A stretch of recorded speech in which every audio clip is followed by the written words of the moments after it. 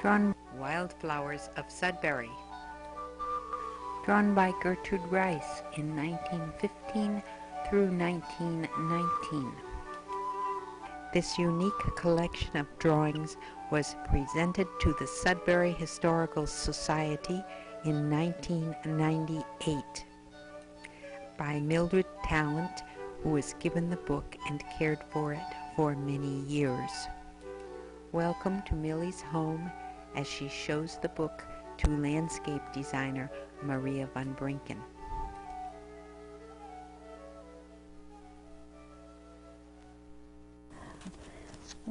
I have a book of Wildflowers of Sudbury, which was created by Gertrude Rice. She was the wife of Henry Ellsworth Rice and lived in Sudbury Center. And they owned the house, well, this is interesting, by Helene Sherman. Lizzie wrote to me from Canada in 1960 and said that in 1916-17 she rode around the back roads of Sudbury looking for wildflowers. She said her old horse, Guy, didn't mind waiting for her to look for them. She used crayons because that's what she had on hand, and it was difficult to get out of Sudbury in those days. She regretted the paper that she had to use and thought crayons were the best part. She was a perfectionist in all that she did. Just notice the writing of the floral names. She died in Concord, Mass. in 1966. Her son had the book, and he wasn't particularly interested in flowers, so she had told him that she would like me to have it, so just before he died, he gave it to me.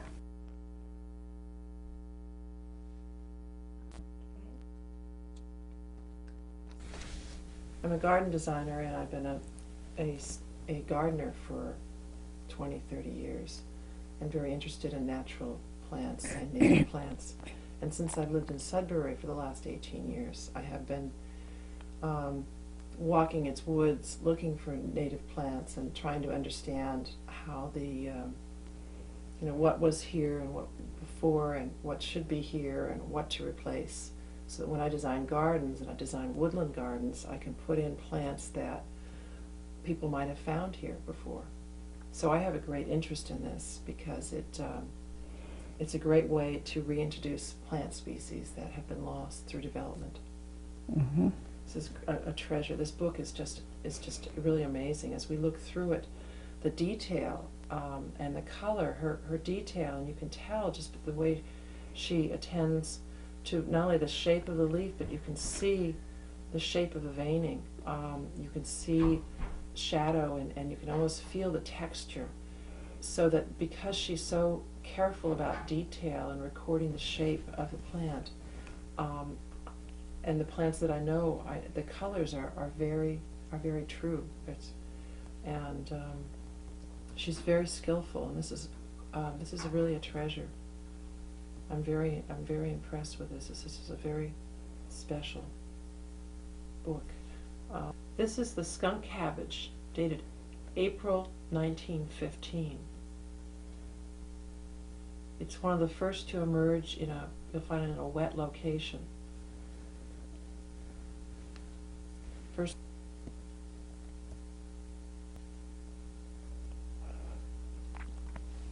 we have cowslip, April 1915.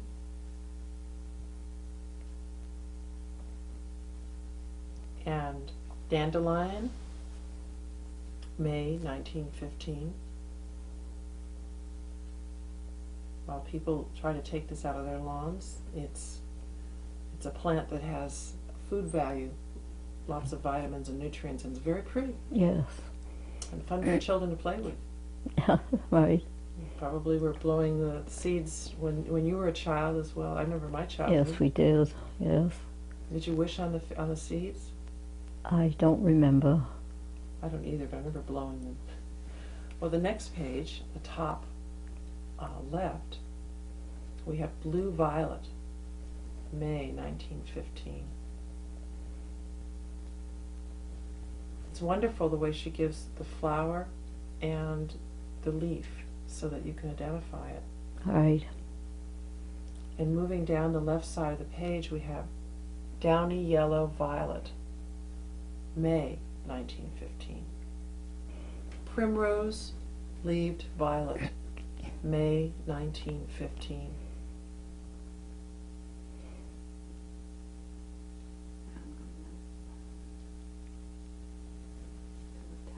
Sweet, was that? Sweet white violet, May 1915.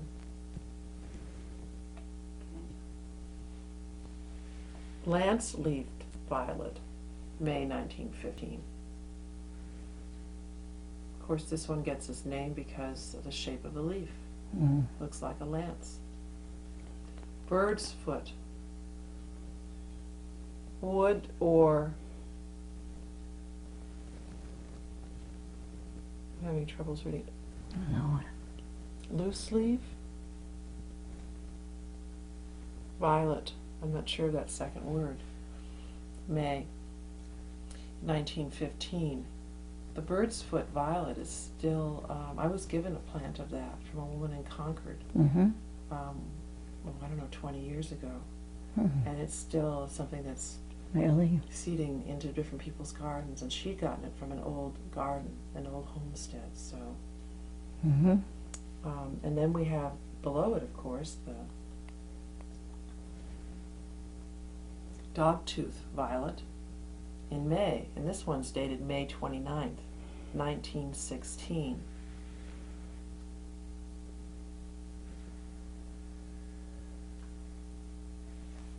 Turn the page.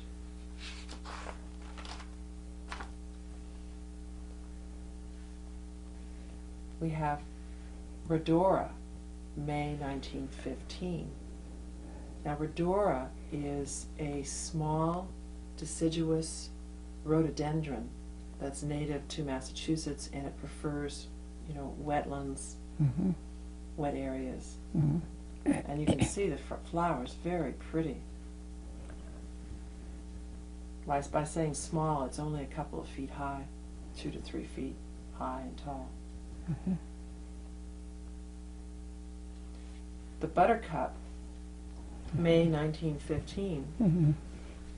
The one we used to hold under our chin to see if we liked butter. Right, and it's the one that gave you a yellow mark? Yes. Yes. My children have done that too. And that's a common wildflower still found on roadsides and ditches.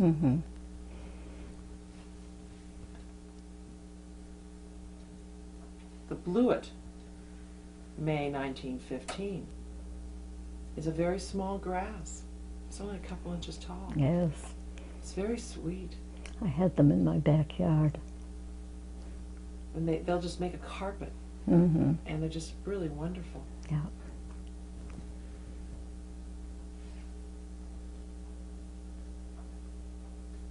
This is the trailing arbutus, or Mayflower.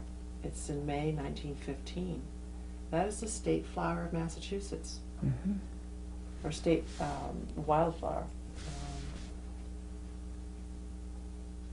And it's hard to find these days. I know.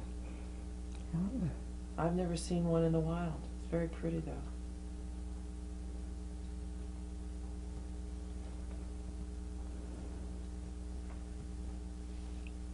Anemone, May 1915. This looks like the wild Anemone canadensis, which blooms with a profusion of white flowers. It's about 18 inches tall. Make a nice clump, and anemones tend to run, so they tend to make big clumps, and they'll colonize an area.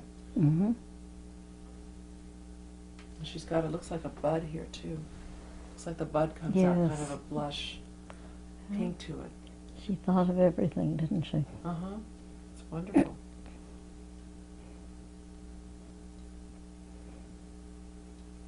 We have the dog toes, May 1915. It's one I've heard about but never seen. I'm not familiar with that one.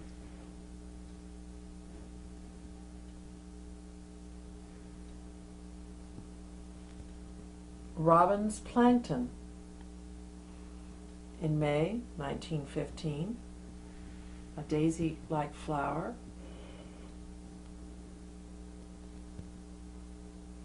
It's very pretty. It has kind of a pinky white to it. Mm-hmm.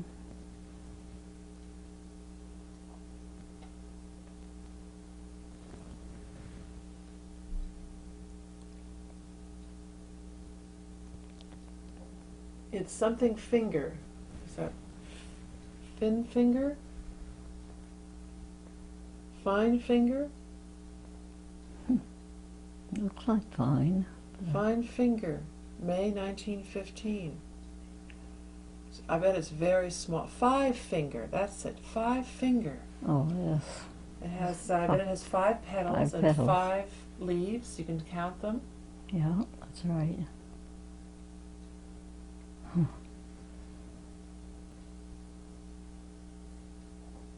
Fringe polygula, May 1915. Yeah. Rue anemone, May 1915.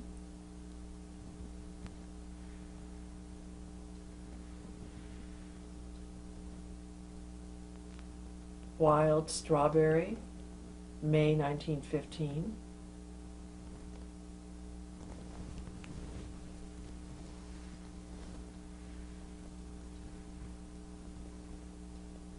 And we have wild oats. Okiisia, I guess.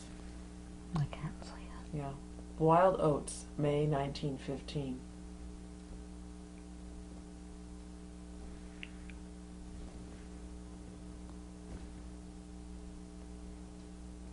We have true Solomon seal, May 1915, including the fruit, which is noted September 2nd. This is in our woods today and in lots of shade gardens. Mm-hmm. Makes nice colonies and is quite tall. As in 36 inches, quite tall, compared to an 8-inch plant is quite tall. I better hold this page. Buck bean, May 1915.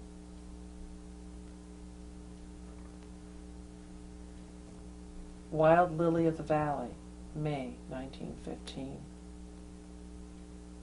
And she notes new name, Canadian Mayflower. She also specifies the fruit in August 30th and September 23rd.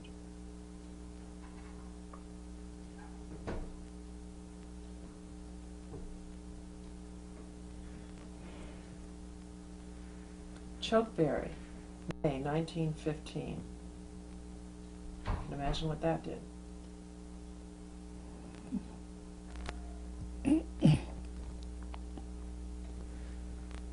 We have lady slipper, May 1915. You can see these in the woods today. Yes. They're wonderful. They're endangered and wonderful. Okay. Meadow parsnips, May 1915. Wood betony, May 1915.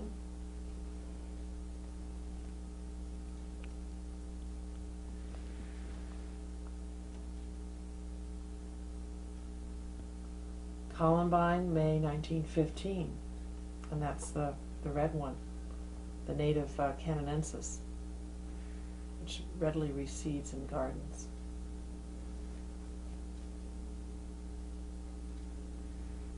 Jack in the pulpit, May 1915. She shows the jack in the pulpit, Mm-hmm. she shows the leaf, and then she shows the wonderful red fruit in September. Mm-hmm. And they're great in the woodland to see those leaves with the red fruit. Yes. Juice pink, 1915. Hmm.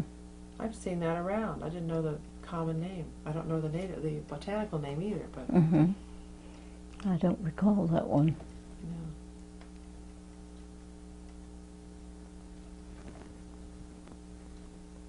yeah. Now, are we in this one here? The world Pogonia. Say that again. World Pogonia, May 1915.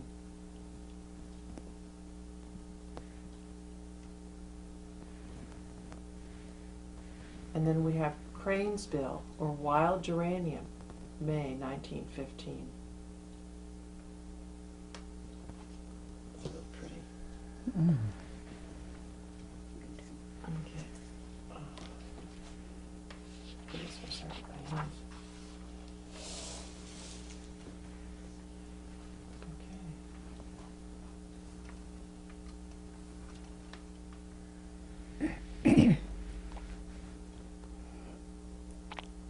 Okay, we have Lupin, May 1915. That used to grow in profusion on Peakham Road, both sides. It was a sandy soil, and when my sister was married, I picked a great bunch of it and decorated the house with it.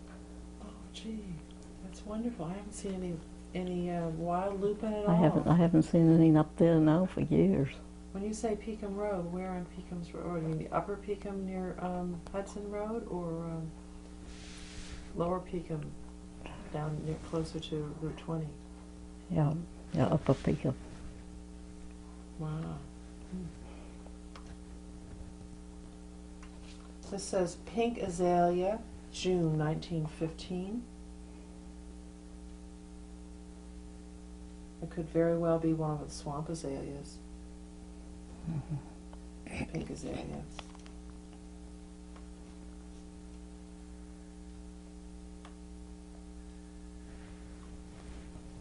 Here.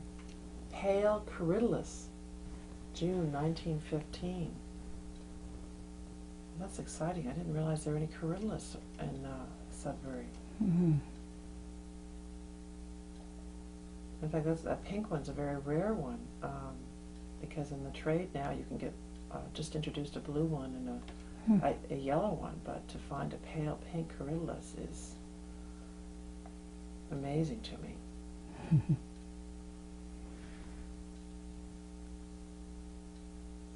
Going down to Turnip.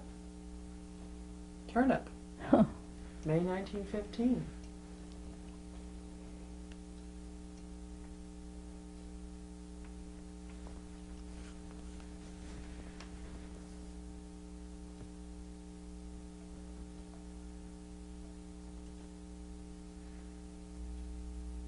And we have a white azalea, June 1915, which might have been a white version of the swamp azalea. I haven't seen any pink, white ones, but it would be very rare if it did. From up here.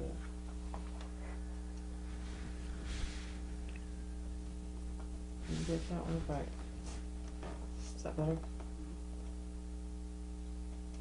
It's the Bastard Toad Flax, June 1915. But there's a story behind that name. Is there? I don't know it, but I'm familiar with the flower, but I don't.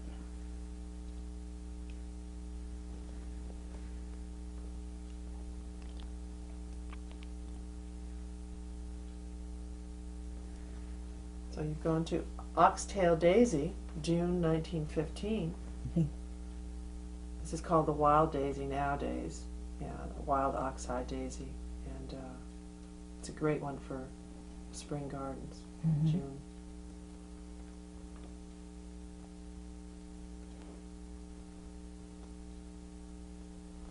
Red clover, June 1915. I love the shading on the leaves. Yes, it's really beautiful. She must have been a very skilled artist. Yes. It's so evident the way the detail, I mean, we could really talk about each flower, but I know there's so many of them that it's just amazing looking at these.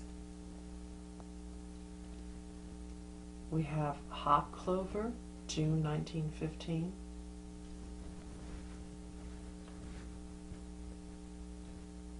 Imagining her going off with her horse and her book and I know. sitting down in a spot by the road and then just sketching all the things she saw.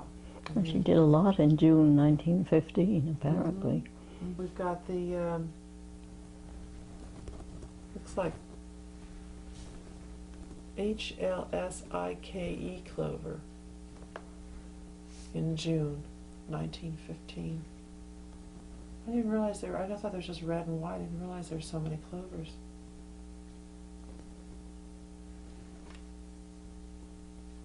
And then we have rabbit foot clover in July of 1915, white clover in June 1915.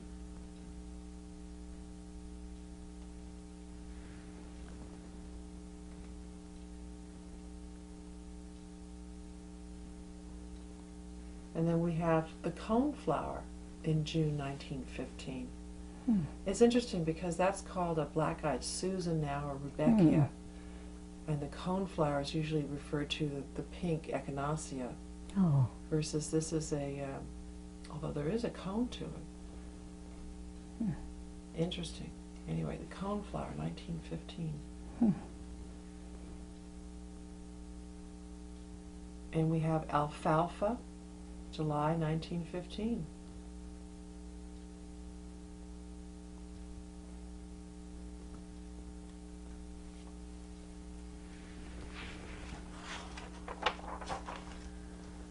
Oh, look at all this June, my goodness. Such a spell. Alrighty.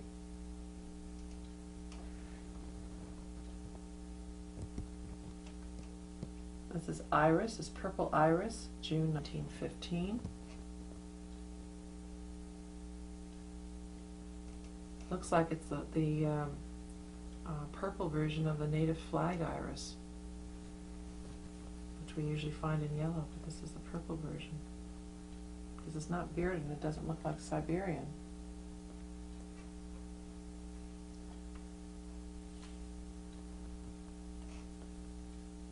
Frostweed in June 1915.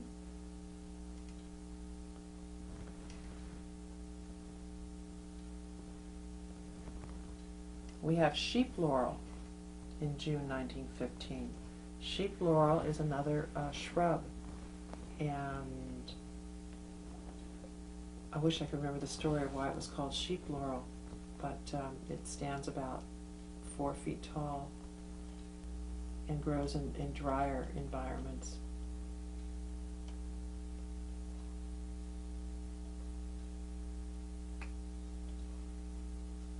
Arthusia. I'm sorry. Let's do that again. Arethusa. Arethusa. June 1915.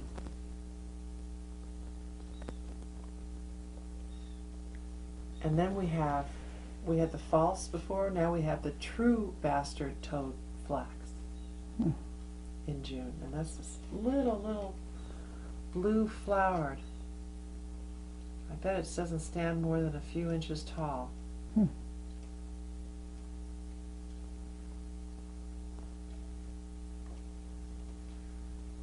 And then we have mountain laurel, June 1915. And of course, you know, laurel, quote, laurel hells were things that we had.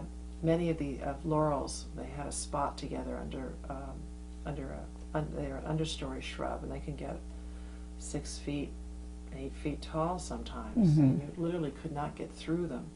And I understand that they were clearing land and they had to clear for farming, and they ran into, you know, these thickets of laurels that it was really tough going. Impenetrable. Yeah.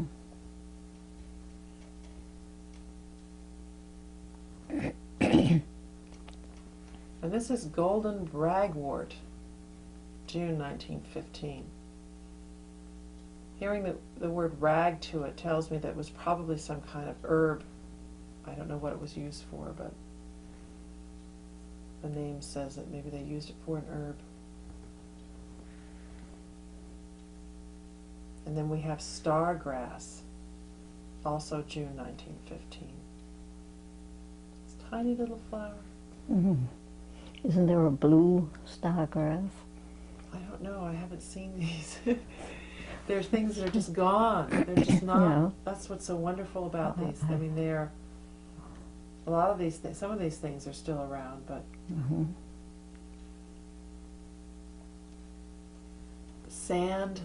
Sudbury in June 1915. Again, this tiny little thing.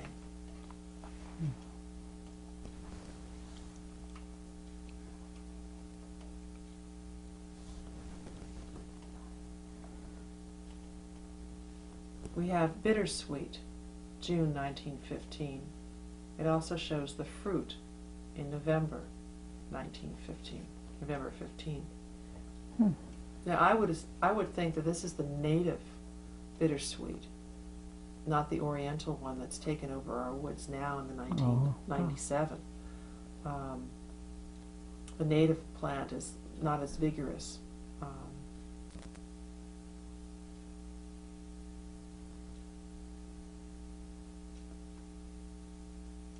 Blackberry, June 1915. Bet you picked blackberries in Sudbury. Oh, yes. I had some in my backyard. And that's something, there's still areas you can go pick berries, blackberries. Mm-hmm.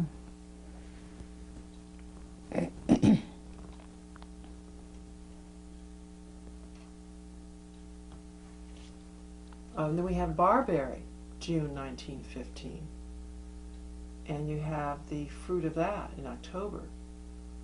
And I would suspect this is the native barberry versus the Japanese.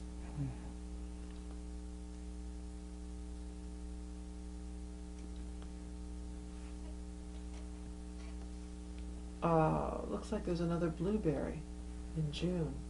Mhm. There are two kinds. There's the low bush and the high bush. Do you remember picking blueberries? Yep, blueberries. Blueberries, do you remember picking Oh, blueberries? yes, yes. Did you pick them from bushes that were like 7 and 8 feet tall, or were you gathering them from the Very low, the low bush yes. ones? Mm-hmm. Okay, because the low bush blueberries are still very plentiful in areas around here, and they carpet the woods in areas where light can come in. Do they need wet or dry?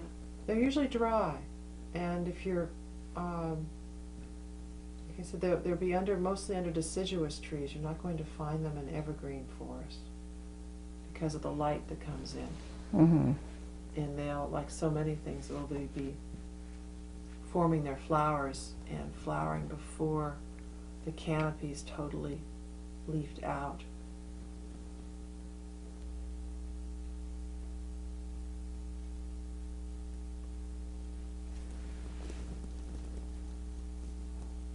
Well, we have two pyrolas. Pyrolas, yeah. One in July in the corner, 1915, and then one in June, 1915. And they look like they're different plants. The leaves are different, aren't they? So that there's a June blooming one and a July blooming one. Aren't they pretty though? Delicate bells. What we don't know is how fragrant. Most of these probably had fragrance. I know. Too bad we don't have that too. She must have been sitting in the midst of this very fragrant field, Yes. sketching it. Oh, can you imagine that?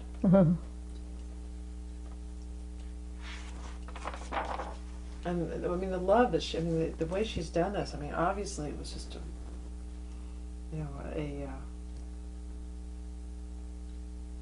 she loved them, but I bet it was really beautiful being there. All right, this is bunchberry. She says dwarf cornel, June 1915, and she shows the fruit in October. Bunchberry is a dwarf dogwood. It's a subshrub that's about, I don't know, 6 to 8 inches tall. And you, or I haven't seen them in woods, but it is a plant that you plant in wildflower gardens. Oh, yes. And she must have found them on the edge of a woodland. Probably. Yeah.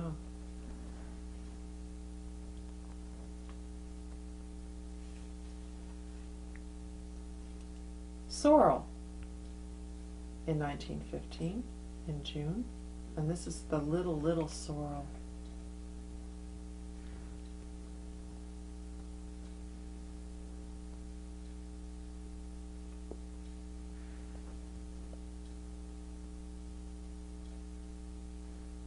Yarrow. In the white yarrow. This is June 15th to October.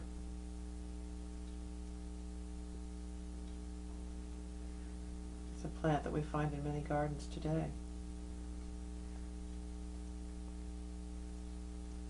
Stitchwort, June 1915.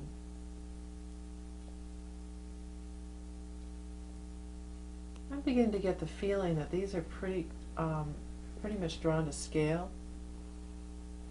As I'm looking at these, and the ones that I know, I think that these are actual pretty close to actual size. Mm-hmm. So you get a feeling for how small some of these really are. Okay, are we on mustard here? Mustard, June 1915. Again, you'd have carpets of mustard.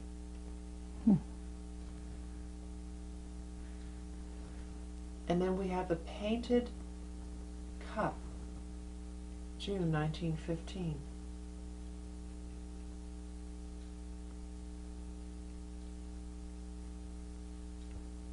Primrose, June 1915.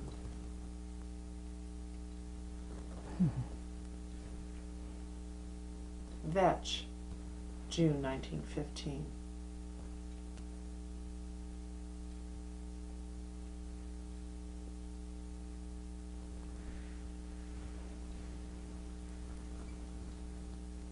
Okay. Purple Avius, June 1915. Wow, look at that purple stem.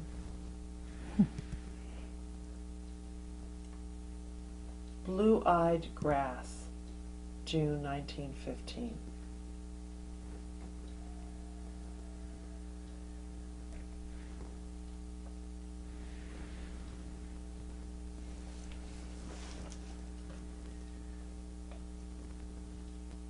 Sandwort, June 1915. It's a tiny one, isn't it? Yes, isn't it? But it was growing in the sand. Mm-hmm. Corn cockle. What a pretty flower. June 1915.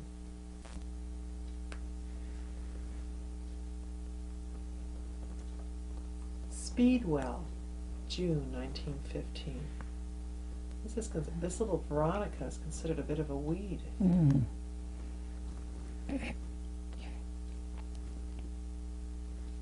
Self-heal, June 1915.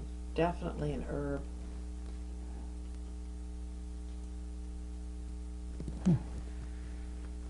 Partridge berry, June 1915. She shows the flower and the fruit in October. Now, I had partridge berry growing in my Sudbury garden, in the wild garden, under white pine.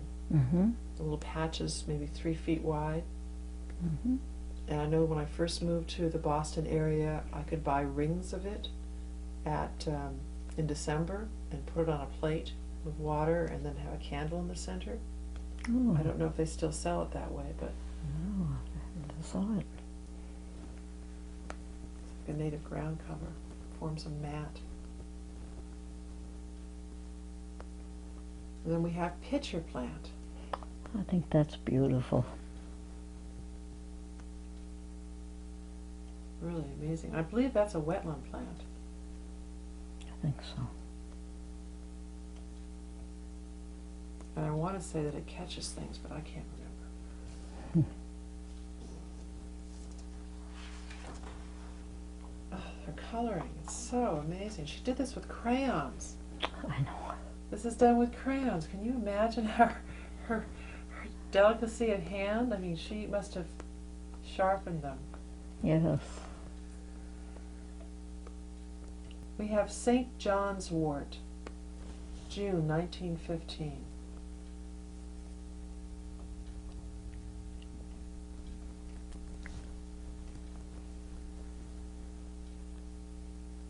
And then we have twin flower, which is called Jeffersonia, and that's June 1915. And it's because of the twin leaves, I guess, and the two flowers that come out.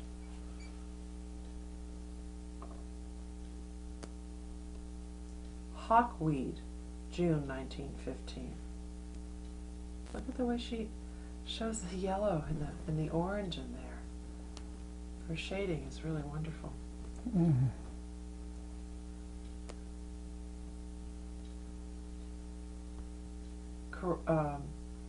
Coronilla, June 1915.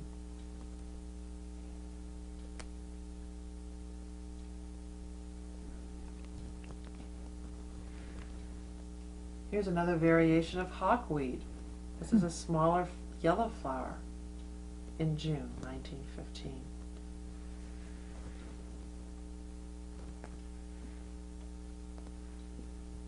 And this is called Great Willow Herb, June 1915. Oh, I bet that was beautiful. Mm.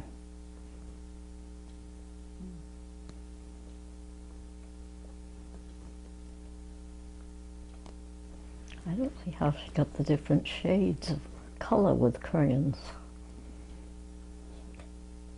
Butter and Eggs, July 1915. I think what she did is she had several shades of green. She had several variations of colors so that she would layer on the lighter colors and then add the yellows and the oranges and just blend them. Probably. Or use them darker, put on the pink flowers, put on a lighter version and then darken them. Hoary Pea, June 1915. When I was in California growing up, these grew in ditches.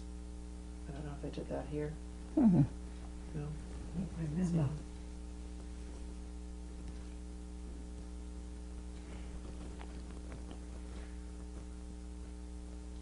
St. John's wort, June 1915.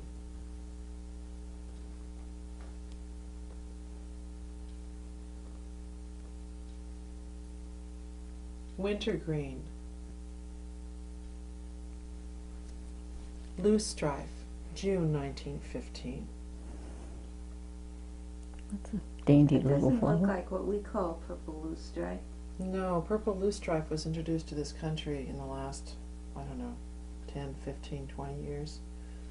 So this must be a native loosestrife. I want to do a little research afterwards. Mm-hmm. Are you on Yep. another loosestrife or that? All right, loosestrife, and this is a yellow one, June 1915.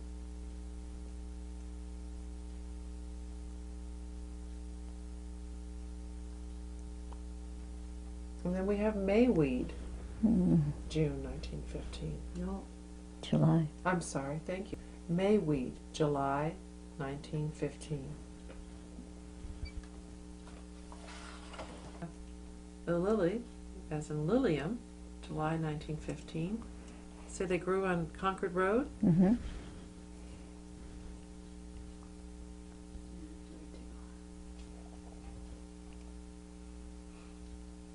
Now we have Lobelia, July 1915. This looks like the same blue lobelia you find in wetlands. Okay. Ragged Fringed Orchid, July 1915. And then it says, note, Turkis cap nods.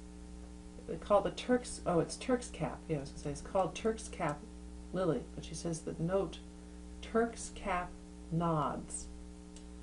This is orange red, July 1915. She wasn't satisfied with her color. Mm-hmm. And indeed, it is a more intense orangey red than she has. So that's interesting. Yes. She notes when she can't get the color right, so That's these right. others are probably fairly accurate. Yeah.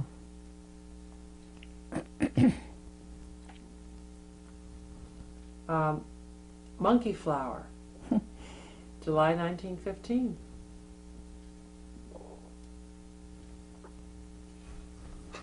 All right, so now we're on chicory, July 1915. Now that's a flower we see a lot of on the roadsides. Yes.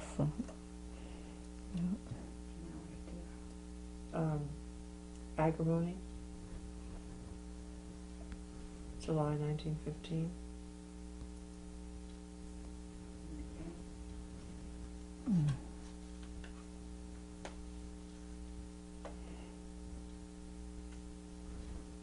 Sunflower, July 1915. Jewelweed, 1915. We see a lot of this in our woods, and supposedly if you get poison ivy contacted and you take the jewelweed and rub either the flower or the stem, I'm not sure which, That's interesting. that will prevent the poison ivy from reacting and causing the rash. Never heard of that. Cardinal flower, July 1915, and that's a wetland plant.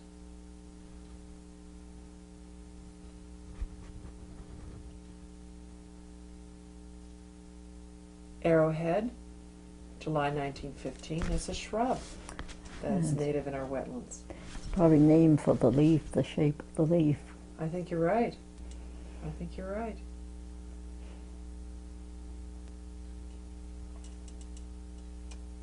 Goldenrod, July 1915. People think they're allergic to this plant, and most of them aren't. They're allergic to other things.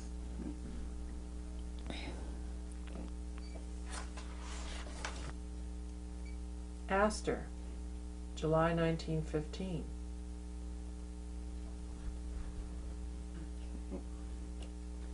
Point and go.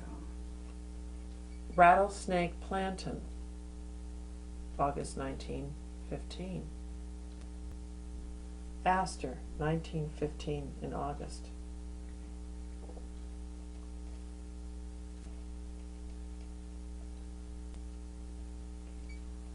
Aster, August 1915.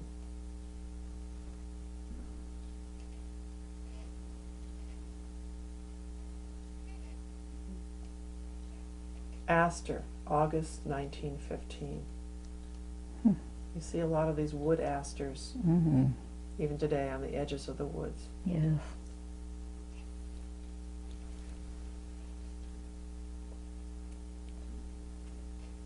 Snakehead turtlehead, August 1915.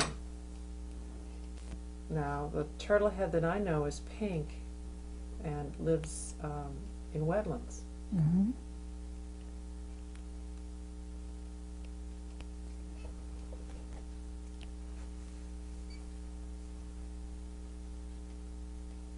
That's the bush clover, August 1915.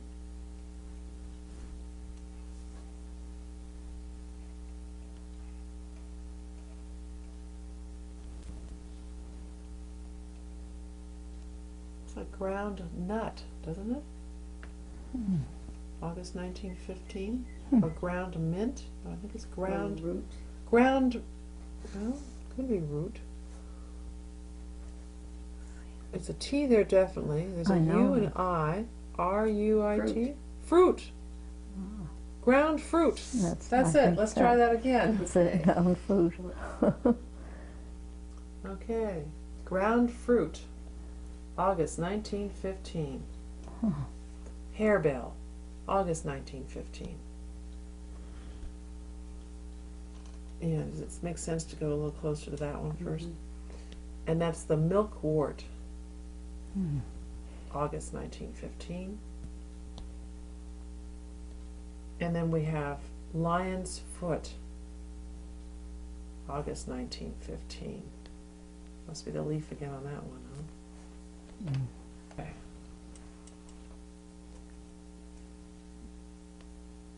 Ladies' tresses, September 1915. Herb Robert, September 1915. I was given this plant, and it's still grows in the garden. Mhm.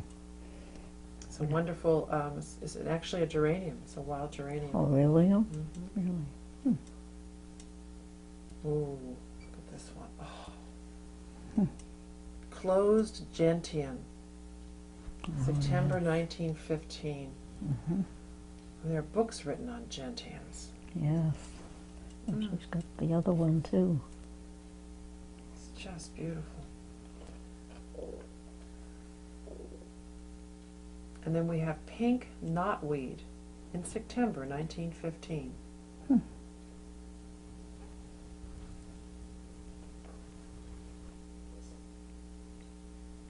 Fringed gentian, September 30th, 1915. And now we go back into some other times. For instance, if we come down here, we've got the spice bush in May 1st, 1916. Now the spice bush blooms in open woodlands and usually they're in creek beds, and they're often blooming in April, so this must have been a late spring for them. Mhm. Or maybe it was just the locale, it was late blooming. Down there we'll do cranberry, July 6, 1916.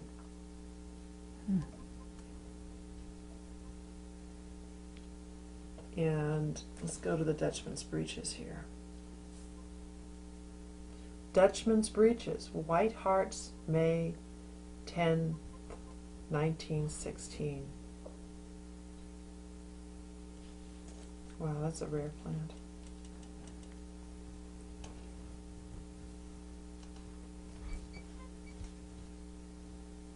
Bloodroot, May 2nd, 1916. This is the single form. She shows the blood there too, doesn't she? Yeah. When you pick it. It's a great plant because as the leaf comes up and starts to unfurl, Mhm. and they look like they're little rockets and they unfurl. They're wonderful. Okay, let's do saxifrage. Saxifrage. Saxifrage, thank you. Saxifrage, May 8th, 1916.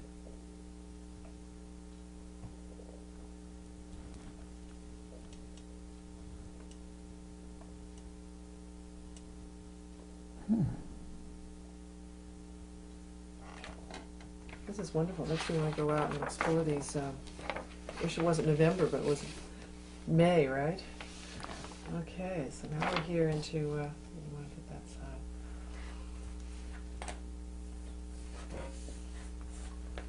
All right. She says, wake robin or birth root. Well, it is a trillium, and the red trilliums were known as wake robins. This says Northern Vermont, Trillium, May 13th, 1916.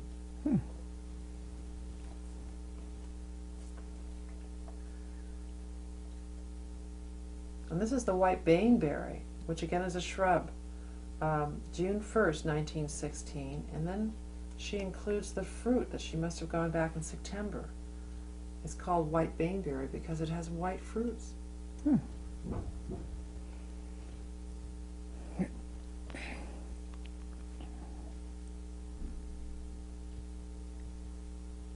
Yellow adder's tongue, dog's tooth violet, in May 25th, 1916. Look at the spotted leaves.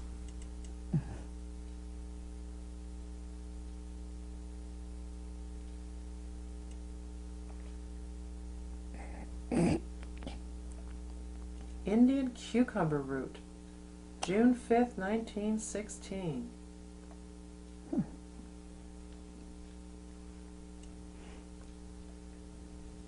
And then we have forget-me-not,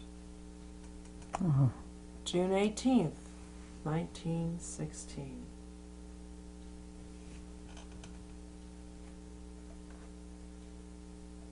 Trillium, May 25th, 1916. Okay, let's go over here. Starflower, May 28th, 1916. These were in my Sudbury backyard under the pine trees. I had some of those. Speedwell, or American Brookline. June 18th, 1916.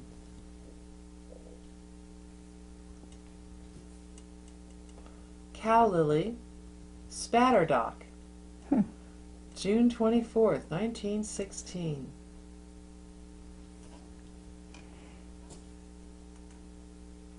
Fall dandelion, July 1st, 1916. Let's go do this. Venus's Looking Glass, July 1st, 1916.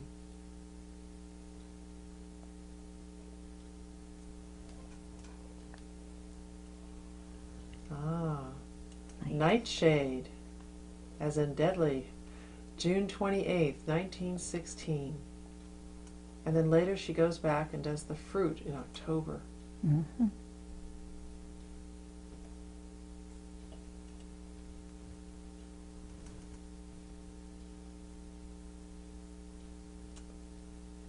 Bladder campion, is that campion? Campion. Yeah, bladder campion, June 18th, 1916. You see that a lot. Vetch, July 2nd, 1916.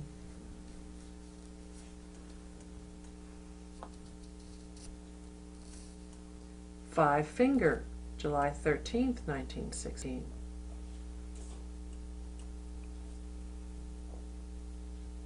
Wood Sage, July 15th, 1916.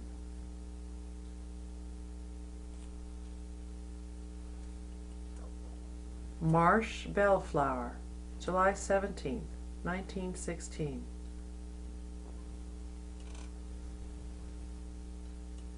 Bladderwort, July 16th, 1916.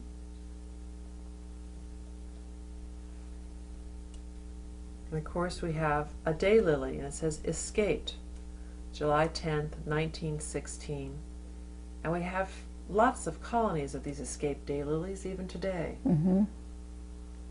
Beautiful.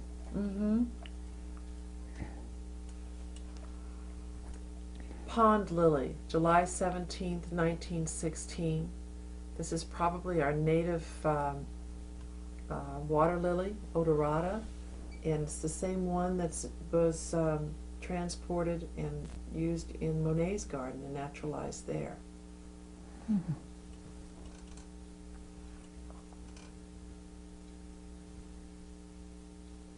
Pickerelweed. Pickerelweed, July 17th, 1916.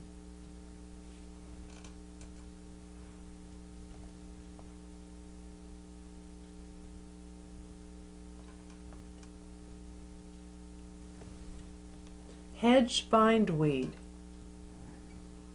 July 24th, 1916. It's pretty, but boy, once you get a bindweed, it is tough to get rid of. Yes. Let's see what we got here. Buttonbush. Buttonbush, July 24th, 1916. That grows along the rivers. And there's a lot of birds that live it.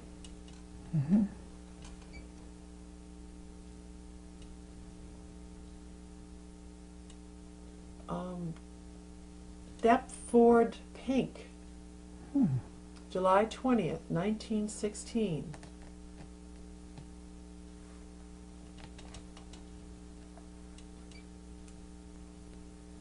And then we go to Sundew, July 19th, 1916.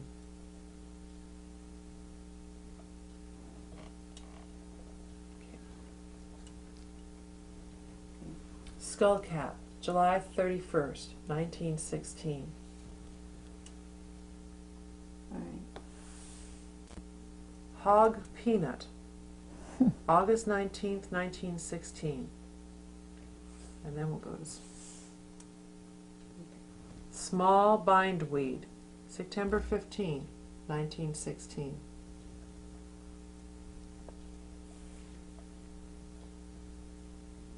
Marsh St. John's wort. Try that one again.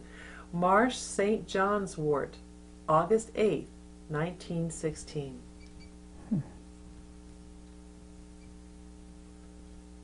Star thistle, August 18th, 1916.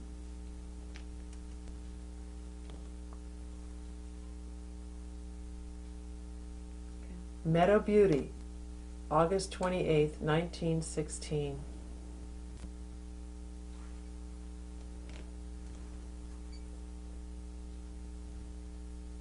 Silver rod, September 9th, 1916.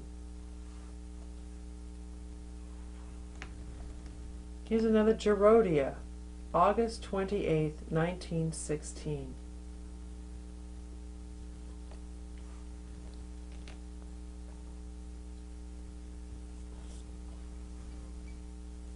Burr marigold, September 2nd, 1916.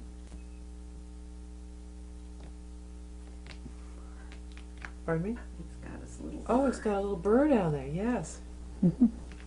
Oh, fascinating.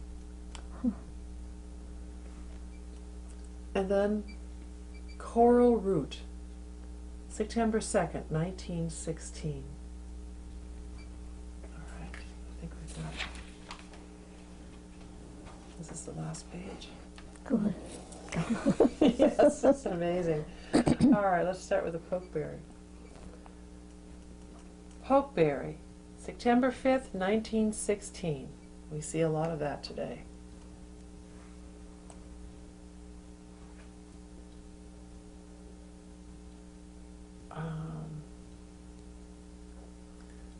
Ciliatum, it's Steronia.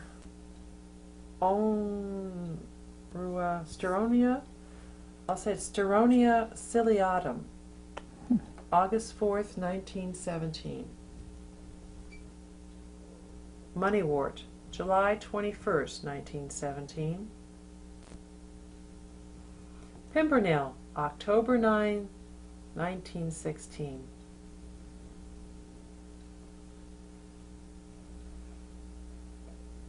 Thistle, September 6, 1916.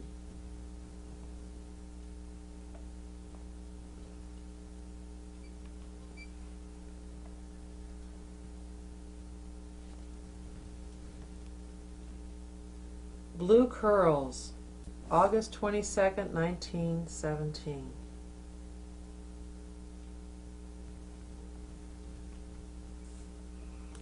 Dodder, D-O-D-D-E-R, August 28th, 1917. I think she didn't finish drawing that. Yeah. So that's, you got a feeling for how she did this. Mm-hmm. All right, then we have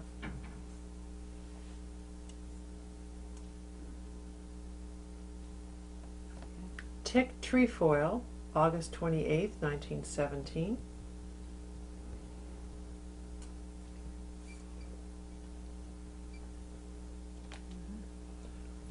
Naked broom, rope, or one flower, cancer root, May 26, 1919.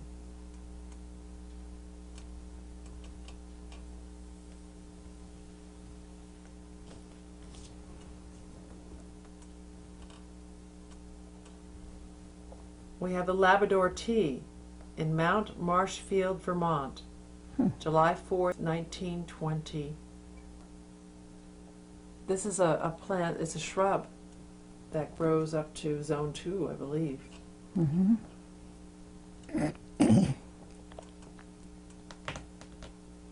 We have Clintonia in May 26, 1919, with showing the fruit in October 3rd, 1920.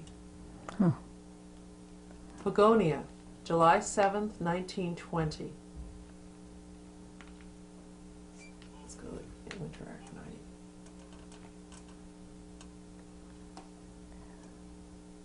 Winter aconites, which is actually a bulb, April 15th, 1918.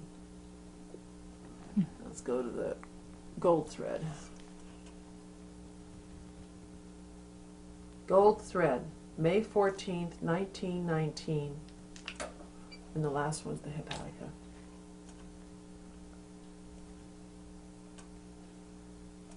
Hepatica, April 15th, 1918. Okay. Last page.